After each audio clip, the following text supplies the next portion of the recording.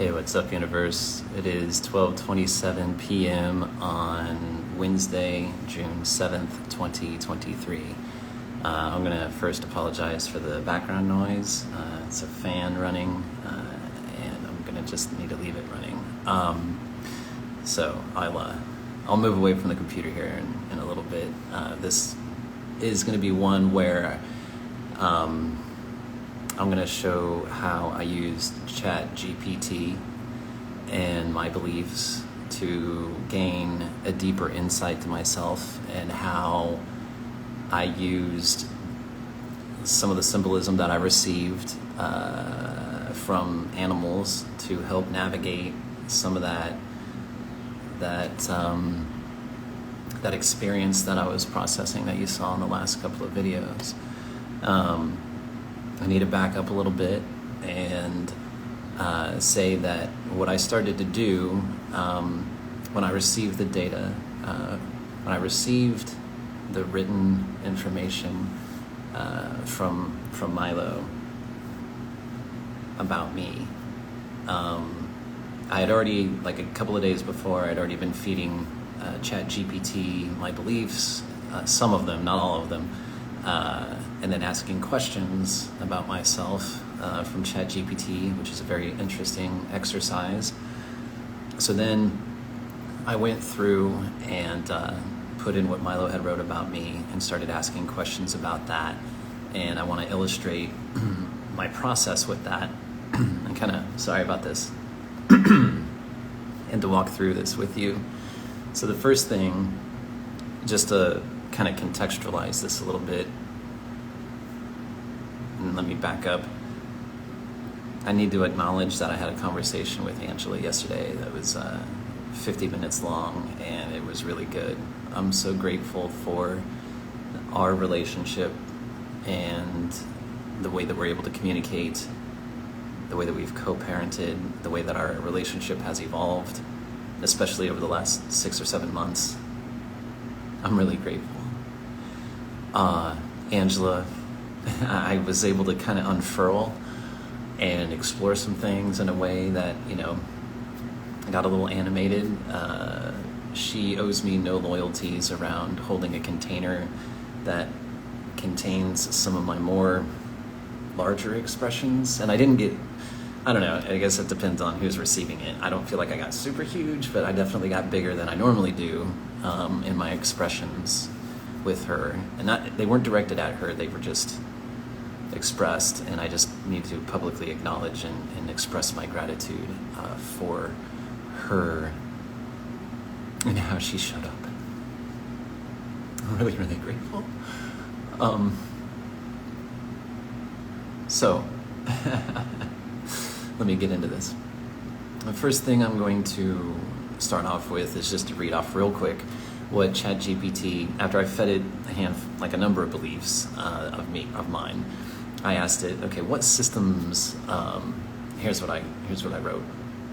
I said, given what you know about our character, and again, I'm the character in the story, and again, I put it in the context of a character because it allows me to kind of extract myself from the situation and work with it in a little bit more of an objective way. To help remove myself from the situation and kind of see it as it might appear to somebody that's outside of the situation. So yeah, I said, given what you know about our character, what systems of belief would you say this character has encountered and incorporated? ChatGPT said, the character system of beliefs seem to incorporate elements from several philosophical and spiritual systems. And I won't read the whole thing, but I'll just list the systems. Existentialism, Buddhism, law of attraction / new thought, quantum mechanics, humanism, linguistic philosophy, Eastern philosophy / yoga, and systems thinking. It says, this character seems to have woven these disparate systems into a cohesive belief system that guides his life. He's an embodiment of many philosophies, blending spiritual, scientific, and existential viewpoints. That's cool. And then the next prompt was like, this character has two teenage sons. the youngest of the teenage sons, wrote this about their father. Please provide a detailed analysis on how you believe this may impact the character, the father. And so then I provided it, what Milo wrote about me. And ChatGPT responded. It says, this deeply emotional and raw expression from the character's youngest son reveals a strained father-son relationship. The son feels unheard, unsupported, and unloved, despite the character's philosophies about individual sovereignty, responsibility, and creating one's own reality. His son feels that these ideals have led to a lack of empathy and understanding. The character's approach to communication, thinking with the heart and speaking with the mind, may come off as detached or unsympathetic to his son, who tries to blend mind and heart in his own expressions. The son feels that his father gives more attention to his own feelings and perspectives than acknowledging his son's emotional turmoil. Coupled with the feelings of self-hatred and resentment, paints a stark picture of internal anguish that he feels his father neglects. This reflects a perception that his father's lessons about being present, self-aware, and in alignment with one's internal truth are not being practiced within their relationship. Impact on the character. This revelation will likely strike the character deeply. His philosophies are predicated on understanding and aligning with one's internal truth. So learning that his own child feels unloved and unheard could prompt him to reassess his approach to fatherhood. It may challenge him to bring greater empathy, attentiveness, and emotional availability to their relationship. Given his belief in personal responsibility, he may accept that his actions and attitudes have contributed to this situation and work to change them. He may also strive to bridge the communication gap with his son, seeking to better understand his feelings and experiences, and to provide the support, love, and care his son feels he lacks. This situation could also further fuel the character's commitment to personal growth and transformation. It may become another catalyst, another personal challenge to be faced, understood, and integrated as he continues his journey towards self-mastery and spiritual awareness. I continue, because this is a real conversation. I'm going to go ahead and feed it some more context about how I am in the present moment with this. And this, again, that's not right now. This was yesterday, before I had the talk with Angela and before some other things happened. So I respond to what I just read. I said, the character feels that the son is not being responsible for their contribution to the relationship. He feels like the son is engaging in victim mentality and does not recognize or acknowledge the hard work the father has done to change. What impact may these beliefs have on this relationship? And ChatGPT was like, and this is me, I was being wrong. I'm like, look, this is how I feel, and I don't know if it's right, but this is, it's legit. It's real for me in the moment. So ChatGPT responds and said, this belief held by the character suggests a fundamental disconnect between the father and son's perceptions of their relationship. The father views his son's pain through the lens of personal responsibility and sovereignty, seeing the son as a victim due to his failure to recognize or acknowledge the father's efforts to change. On the other hand, the son feels unheard and unsupported, leading to feelings of isolation and resentment. From the character's perspective, he may feel frustrated or disappointed that his son isn't appreciating his personal growth or efforts to improve their relationship. This could lead him to further distance himself emotionally from his son, reinforcing the cycle of misunderstanding and miscommunication. Alternatively, he might interpret his son's emotional outburst as a plea for help and a sign of his son's struggle with his own personal growth and understanding. This could prompt him to show more empathy and patience, recognizing that his son is at a different stage of spiritual development and may not yet fully grasp the concepts of personal responsibility and sovereignty. From the son's perspective, if he feels his father is blaming him for the strained relationship, it may further deepen his feelings of resentment and frustration. This might push him to withdraw further, creating a deeper rift in the relationship. He might feel misunderstood and undervalued, perceiving his father's beliefs as dismissive of his feelings and experiences. In sum, the character's beliefs, if not communicated and handled carefully, could exasperate the existing tensions in the relationship. However, it could also open an opportunity for deep conversation and mutual understanding if both parties are willing to listen to each other's viewpoints and experiences without judgment. I respond. So the son has communicated to the mother that he is not interested in hearing about the mother or father's experiences. The son wishes to only be seen and heard, and does not want his parents to connect or relate to his experiences. The father has a deep connection with teaching, sharing, and modeling his experiences so that he can assist in alleviating the suffering of others. The father can see himself in his son and can see the parallels between his own relationship with his mother, generational wounds being passed down. What other insight can you provide given this additional context? ChatGPT responds, in this situation, it appears that both the son and the father are navigating complex emotions and perspectives. The son seeks to be seen and heard without the lens of the parents' experiences clouding the understanding or empathy extended to him.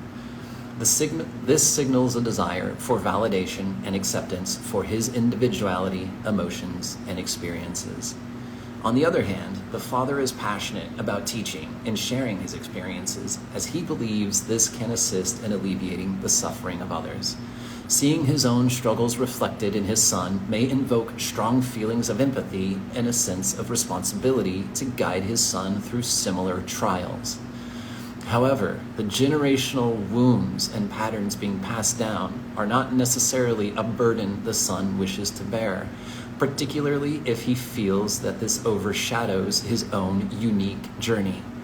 The son's resistance to hearing about his parents' experiences could be a call for independence, for the space to grow and learn in his own way, or a request for them to engage with him in a way that centers his feelings and experiences. The father, in turn, might need to consider alternate ways of connecting with his son that respect the son's wishes. The father's intentions, while noble, may not be what the son needs or wants at this moment. Listening without giving advice, validation without comparison to personal experiences, or simply offering comfort and support could be more effective in bridging the emotional divide. This situation also presents an opportunity for the father to look inward and confront the generational patterns and wounds he recognizes. In doing so, he may discover new insights about his relationship with his son, allowing him to navigate their relationship with more understanding and empathy. This scenario underscores the complexities of interpersonal relationships, particularly between parents and their children. Navigating such situations requires patience, empathy, and a willingness to adapt communication styles and expectations to the needs and wishes of the other person. I continue. I say the father does not have an existing relationship with his mother because he feels that the mother does not accept responsibility for her contribution to their relationship. He also believes that his mother does not see or hear him, that she does not validate, accept, or love his own personal expression. What other insight can you provide given this additional context? The father's strained relationship with his mother could be influencing his interaction with his own son. The lack of acceptance, validation, and love that he perceives from his mother may have led him to be particularly sensitive and empathetic towards his son's feelings. This could be why he is so invested in helping his son navigate life and alleviate any suffering. It's a response to the perceived inadequacy he felt from his mother's parenting. However, the father's unresolved issues with his mother could also However, the father's unresolved issues with his mother could also subconsciously be playing out in his relationship with his son. He might unintentionally be projecting his own experiences and emotions onto his son, trying to rectify his past by preventing his son from feeling the same pain he did. His son's desire for validation and acceptance of his own experiences, separate from the lens of his father's experiences, could be mirroring the father's own desires in his relationship with his mother. It's possible the son is seeking to break away from generational patterns, just as the father did with his mother. Given these dynamics, it would be beneficial for the father to address and work through his unresolved issues with his mother. This could involve seeking professional help like therapy or counseling, or engaging in introspective practices like meditation or journaling. By healing his own wounds, the father could better understand and empathize with his son's desire for independence and validation. It could also help him develop healthier, more effective ways to connect with his son, ensuring that he doesn't unintentionally perpetuate the same dynamics that caused him pain in the relationship with his mother. I write, I know you're not, I respond to that, I say to ChatGPT, I know you're not a professional counselor, and given the knowledge that you do have access to, what would you say are the responsibilities of the father and separately of the son in this relationship? Responsibilities of the father. Awareness and acknowledgement. The father needs to be aware of his own emotions and reactions, and how these might be influenced by his past, specifically his relationship with his mother. He should also acknowledge his son's feelings and experiences as valid and separate from his own. 2. Communication. Open, respectful, and effective communication is key. The father needs to express his feelings, intentions, and concerns clearly and actively listen to his son's perspectives as well. He should also clarify his intentions of sharing his own experiences, not to impose, but to guide and assist. Space and autonomy. The father should respect his son's need for space and autonomy, understanding that the son may need to make his own decisions and mistakes to grow. He must remember that his role is to support and guide, not control or overshadow. Seeking help. If the father is struggling with his own past issues or is finding it challenging to navigate this relationship, it could be helpful for him to seek external support, such as therapy or counseling. Responsibilities of the son. Communication. The son needs to express his feelings, needs, and concerns clearly. If he's feeling unheard or unvalidated, he should communicate this to his father. Expressing why he'd prefer not to hear about his parents' experiences could also help in fostering understanding. Understanding and empathy. Just as the son seeks understanding, he should also strive to understand his father's perspective. Empathy is important in any relationship, and recognizing his father's good intentions and efforts could be beneficial. Responsibility. The son should also take responsibility for his own actions, feelings, and role in the relationship. While he may feel like a victim currently, understanding that he also has the power and control over his reactions and emotions could be empowering. Seeking help. If the son feels overwhelmed by his emotions or the relationship, he should consider seeking support, like therapy or counseling, or speaking to a trusted adult outside the family for perspective. These responsibilities, of course, depend on the individuals and the dynamics of their specific relationship. But in general, mutual respect, open communication, and empathy can go a long way in resolving conflicts and improving relationships. Now, that's some context. I saw yesterday, there were like 4 deer in my lawn. They're just a family. They are here all the time, and they're a joy to watch. And then I saw a raccoon as well, like at the same time. And I'm like, okay, well, let's take a look at the shamanic meaning of the deer and the raccoon. What messages may these animals be looking to bring to my awareness? And so I asked ChatGPT, I was like, can you please provide me a detailed shamanic interpretation for seeing deer and raccoon at the same time? And it responds, and it says, certainly, in shamanic animal medicine, each animal carries its own symbolism and potential message. Let's consider the individual meanings first. With deer, it says, the deer is often a symbol of gentleness, innocence, and intuition. Deer are keenly alert and very sensitive to their surroundings, embodying a blend of gentle grace and quiet strength. They can navigate challenging terrains with ease, suggesting a message of peace and steadiness, even in difficult circumstances. Seeing a deer may be a call to exercise compassion, grace, and intuition in your dealings with others, or to tap into your own intuitive capacities. Raccoon. Raccoons are known for their adaptability, resourcefulness, and curiosity. They have a reputation for being clever problem solvers and are often associated with dexterity and disguise due to their natural mask-like facial markings and nimble hands. Encountering a raccoon might suggest a need for resourcefulness and adaptability in your current situation. It might also imply a situation where things are not as they appear and a deeper understanding is required.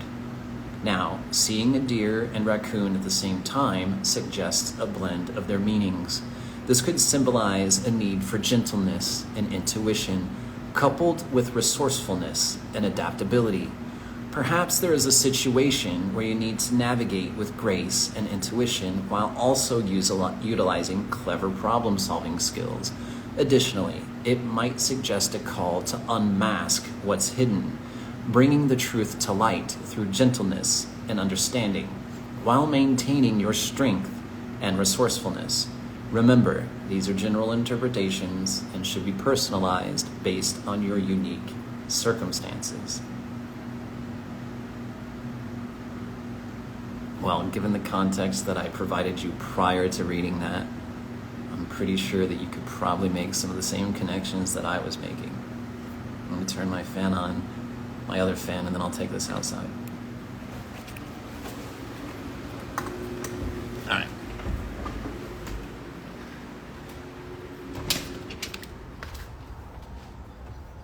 Sorry, that was kind of loud. So that was a pretty interesting exchange to sit with yesterday and to go through that. So I had that ChatGPT conversation. Those were two separate conversations, by the way. Like, I didn't blend my beliefs and my conversation about Milo into the same conversation with the animal medicine cards. These are separate contexts for ChatGPT. So just for posterity on that. So I had that conversation with ChatGPT prior to having my conversation with Angela. Maybe. I honestly can't remember. In my mind, that's how it is. I honestly don't know. I believe that to be the case, though. Although, it may not have been. I may have seen that stuff after. I honestly can't recall. So, whatever.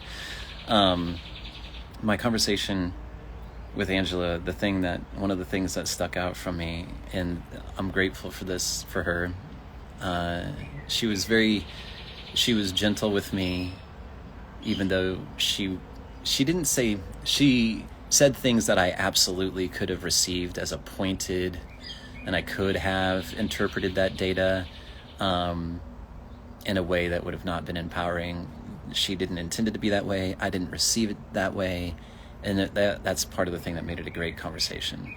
So one of the things she said is, she's like, you have a couple of choices, she's like, and I responded after we went through this particular part of the conversation, and I had my response, and she's like, that sounds a lot like your mom, just to let you know, and your relationship with your mom. She's like, so, and I'm like, I was like, I know. I was like, I get it. I was like, I totally see this. I totally feel it. I totally and it's one of the rubs. It's one of the rubs that I can see this parallel, and I've been seeing it. I've been seeing it for months, It was part of what I talked to Milo about before I went to San Francisco. And so, yeah, it's this, I haven't reconciled this. I haven't figured out exactly. Obviously, to me, that's my relationship with my mom, and that's what I mean by like I don't feel like I'm obviously quite resolved around that or reconciled around that. So yeah, I literally stayed in my bedroom for like 4 or 5 hours yesterday. I just really didn't want to come out. Have you ever seen Ferris Bueller's Day Off? If you have, there's a character named Cameron. Yeah, and in the beginning of the movie, he's just like laying in bed and like he just doesn't want to do anything. He's just totally like, and he's like, Yeah, I did that for a little bit yesterday. I was kind of just checked out for a little bit.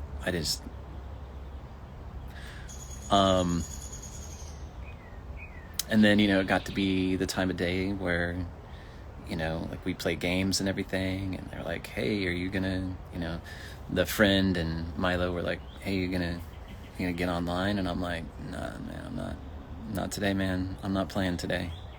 And I just, this is before, at that point in time, I'd had the conversation with Angela. I had all of this stuff from ChatGPT, but I hadn't reconciled anything, and I was just like, I'm very confused. I was feeling very lost.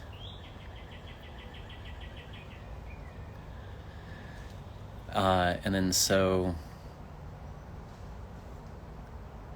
I had moved out of my room late in the evening, out into the family room, and I was laying on the couch, and it was dark, right? Milo comes down the stairs, and he's looking for me, but he's not like saying anything. I could just kind of tell I don't know that he's looking for me necessarily in the beginning, though. I'm just laying there on the couch. I thought he might be making himself some dinner, but then he makes his way into my room, which is on the first floor, and my lights are off in my bedroom, so I'm like, call out to him, and we end up chatting, and that was because of the feelings that I have from my relationship with my mom. It's super easy for me to relate to my relationship with Milo that way. And I use that word intentionally, relate, because I'm fucking bringing stuff back. I'm absolutely bringing stuff back from that unreconciled relationship with my mom into my now. I'm fucking totally doing that. Totally doing that in my relationship with Milo.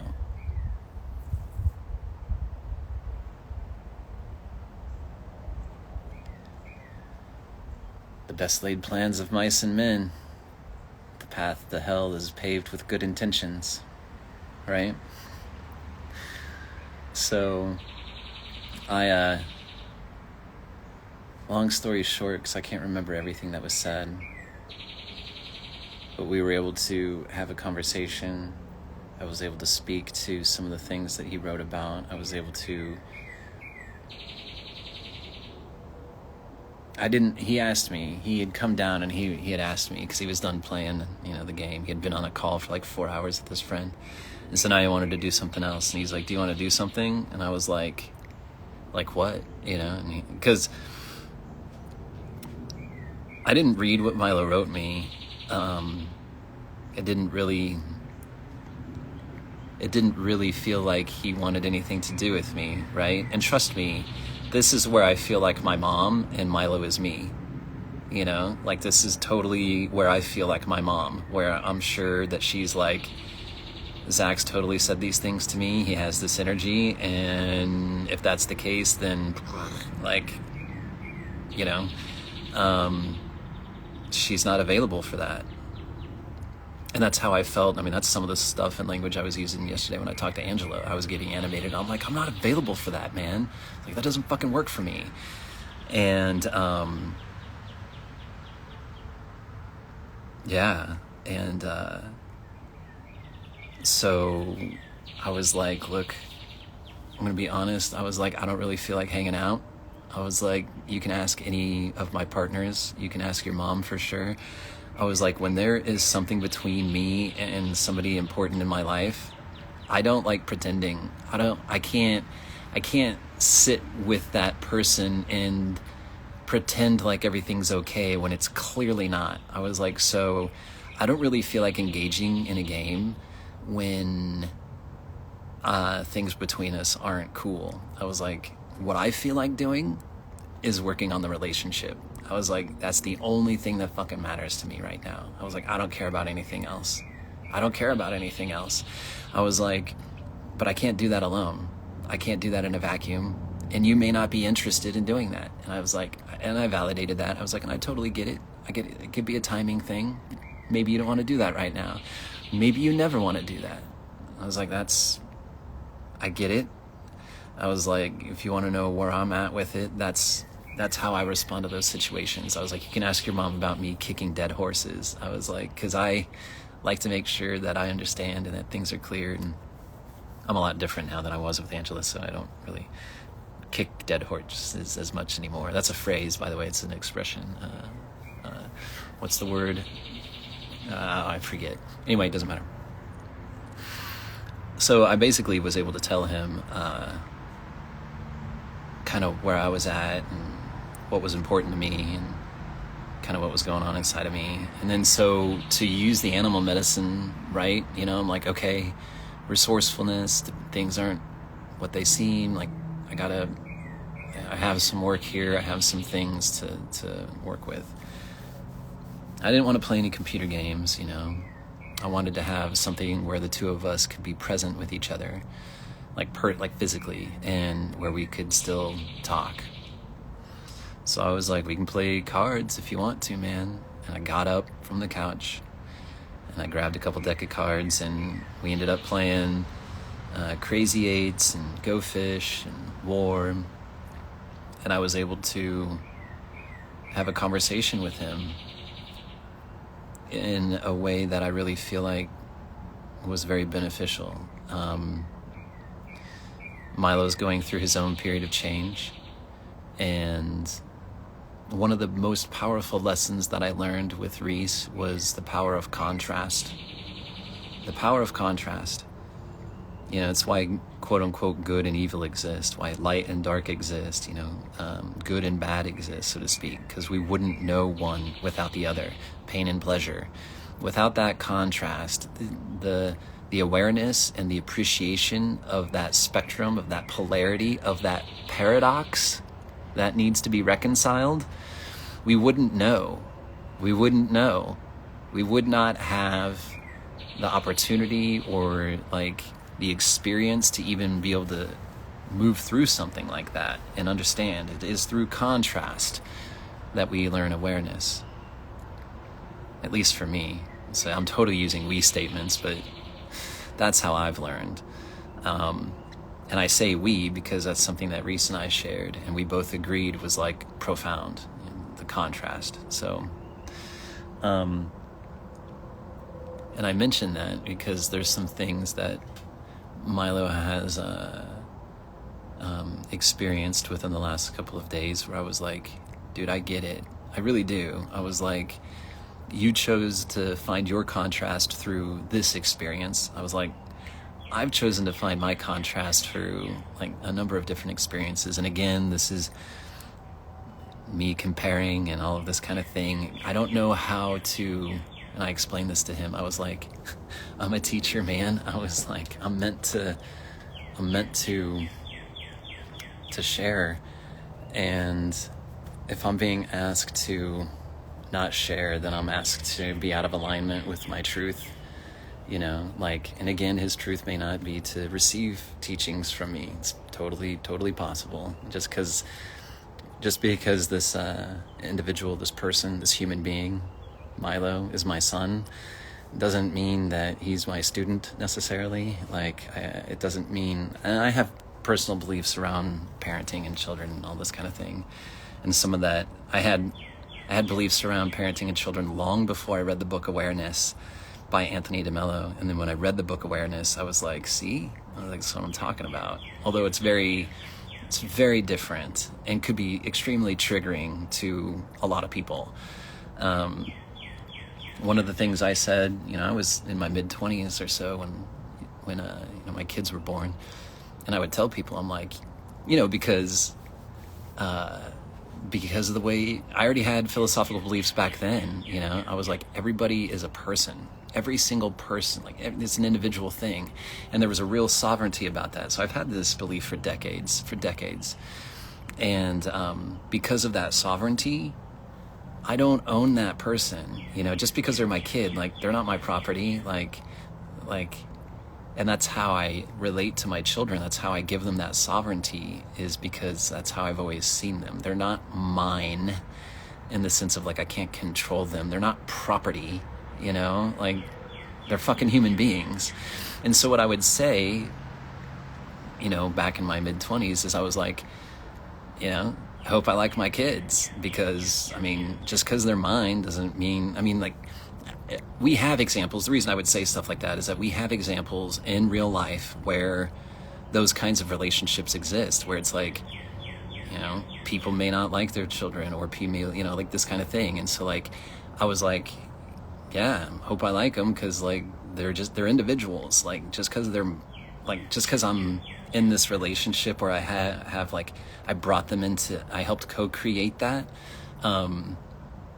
There's not, I don't believe in like indentured servitude that way, or I don't believe that like just because that, I don't know, like how do I want to say this?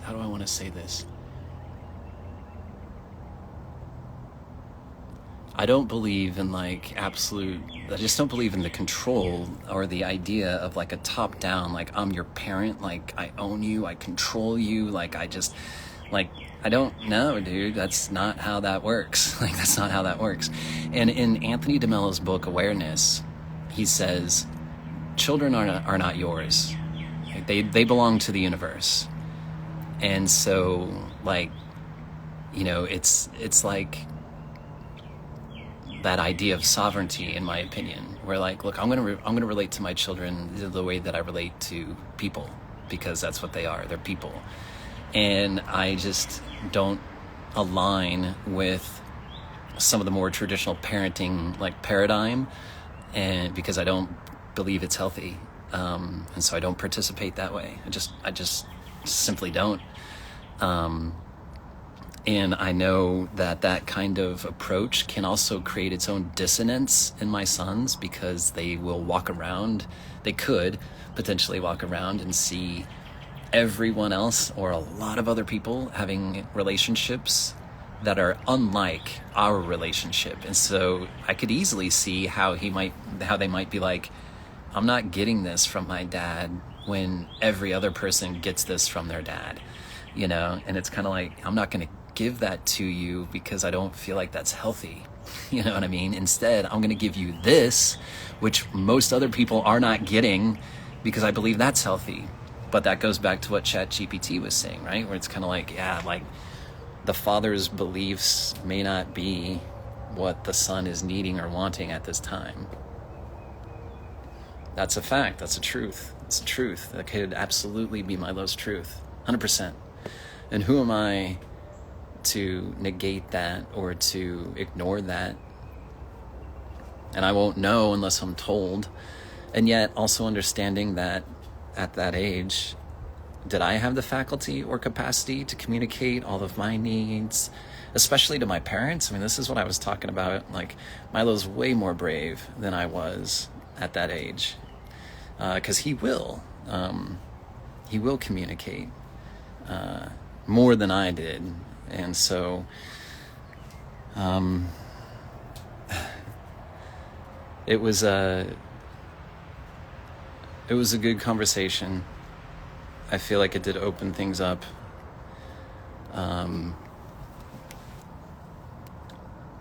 And I let him know that his expression is fine, that he doesn't have, the way that he chooses to learn about himself is fine. Like, I don't have a problem with that. I know a big wound for me is not being seen and heard and understood. Like, it's a really big one. And so I can feel really defensive. I can get super fucking triggered around that. You can ask Reese about that. Man. So I totally get how that feels. And so understanding how in my own, this is the paradox of life. Like, this happens so frequently, I feel, for all of us, where there may be something in our lives, and I know for sure in my life, right? This is one of them. I could be creating the very thing that I am looking to save Milo from. This is part of great dramas. I can't think of any right now, but I know for a fact that this has been illustrated in TV shows and movies where a character will have an experience and they will do things to save other people from the same experience, yet the way that that character goes about saving the person, it's exactly what manifests and attracts and creates the very experience that the character was looking to save people from. They have inadvertently created the very thing that they were looking to avoid. And I've been aware of that paradox for a while, for like years. And I've seen it in myself. That doesn't mean that I'm aware of it all the time. And this would be one of those. This would be one of those times where my own unresolved trigger, and coupled with my desire to save my son from similar experiences, creates a perfect storm for creating that exact experience that I was looking to save my son from. The same relationship, the same feelings, experiences. Yeah. That's another reason I like the idea of like looking at life and these energies as vibrations and wavelengths and waves, because all of these things intersect. All of these things are connected. It's not one vibration for one thing and it's happening in a single channel. It's like, no, dude. It is all happening in like one channel. That one channel is life, and all of those frequencies are happening at the same time. Like, like this is an orchestra, like it's not just single like tracks, so to speak, right? No, like it's one track. It's called life, and there's a billion trillion things going on, and they've all got their own frequency, and it's blending together to create this tapestry and pattern of life.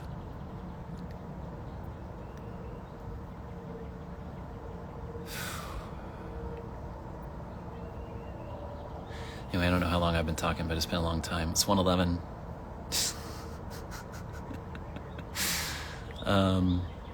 All right. Yeah, I've probably been talking for about 30 minutes or more. All right. I am going to wrap this up. I love you guys. Thank you for being here. Thank you for being with me. Thanks for journeying with me. Thank you for the people that reached out and contacted me, checking in with me. Thank you for the people that shared. And just thank you for being here. And it's a lot of time, it's a lot of focus, a lot of energy. Like seeing me go through my process, like you holding space for me. If you're watching this, you're holding space for me. And that's a big, big deal. That's a huge deal. That's an energetic gift that you're giving me. Thank you. It's deeply profound and impactful, and it means a lot. It's priceless. It's priceless. It's priceless.